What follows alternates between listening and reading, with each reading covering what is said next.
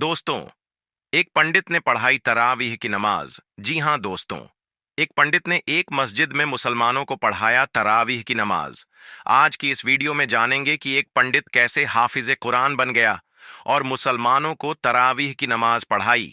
आज की यह वाक्य यकीनन बहुत ही प्यारी है और यह वाक्य आपको पसंद भी आएगी। पूरी वाक्य को इस वीडियो में जानेंगे, तो बस आप इस वीडियो में आखिर तक बने रहे।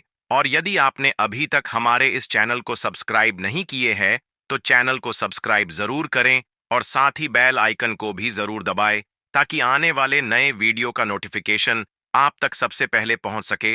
तो चलिए आज की इस वाक्य को शुरू करते हैं। शाबान की तारीख थी। रामपुर की शाही जामा मस्जिद में तरावीह पढ़ाने के लिए कोई हाफिज कुरान नहीं मिल रहा था। इमाम साहब परेशान थे। पूरा इलाका ढूंढ लिया, लेकिन कोई हाफिज नहीं मिला। इमाम साहब चिंतित थे कि अब क्या किया जाए। अचानक ख्याल आया कि वक्त के कुतुब आरिफे बिल्लाह हाफिज जमालुद्दीन नक्शबंदी अलैहि रहमा हैं। इमाम साहब ने सोचा कि चलो उन्हीं के पास चलते हैं। इमाम साहब ने अपनी परेशानी उनके सामने रखी। इमाम साहब बोले, हुजूर, आज शाबान है, चांद हो जाएगा तो तरावीह होगी, लेकिन कोई हाफिज कुरान नहीं मिल पाया है। तरावीह कैसे होगी? जमाल उल औलिया ने थोड़ी देर तक सिर झुकाए रखा और फिर बोले, मौलाना, जा, आज तरावीह नहीं होगी। इमाम साहब ने कहा, हुजूर, आज 2 तारीख है, चांद हो तो तरावीह होगी। जमाल उल औलिया ने फरमाया, मौलाना, आज चांद निकलेगा ही नहीं। इमाम साहब वापस लौट आए। उन्होंने लोगों से शहादत की पूछताछ की, लेकिन किसी ने भी चांद देखने की गवाही नहीं दी। रात को जब इमाम साहब बिस्तर पर लेटे तो ख्याल आया कि कल तो 30 तारीख है, लोग बगैर चांद देखे ही तरावीह पढ़ने आ जाएंगे। इमाम साहब घबराते हुए फिर दौड़े दौड़े जमाल उल औलिया की बारगाह में पहुंचे और पैर पकड़कर गिड़गिड़ाते हुए बोले, हुजूर, आज तो काम चल गया, लेकिन कल का क्या होगा? जमाल उल औलिया ने फरमाया, मौलाना, जा, चुपचाप सो जा।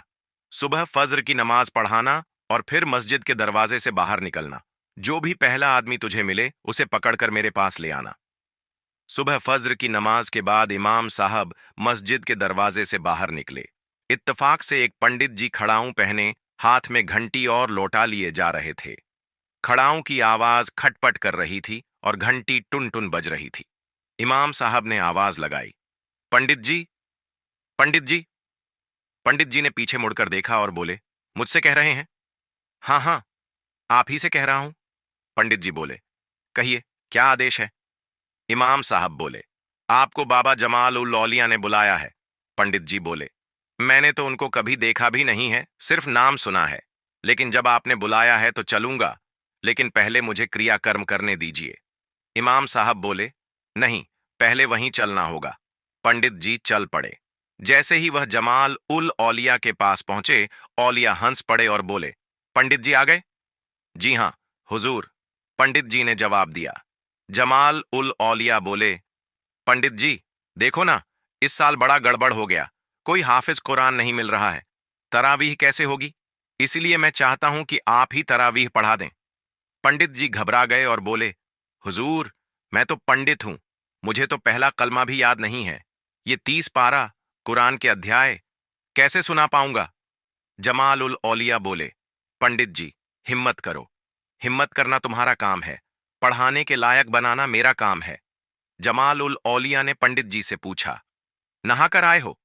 हाँ, पाक पवित्र हूं। तो आओ, मेरे पास आओ।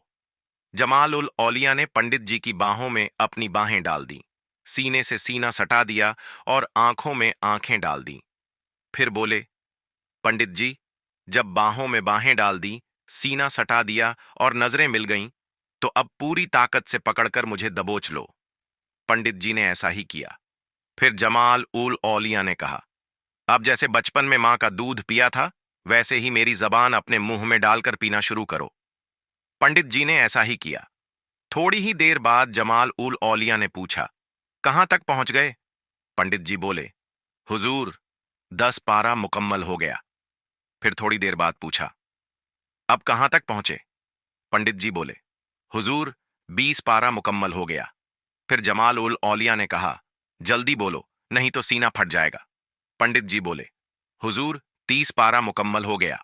तो इस तरह से एक पंडित ने पूरा 30 पारा कुरान को मुकम्मल किया और हाफिज ए कुरान बन गया।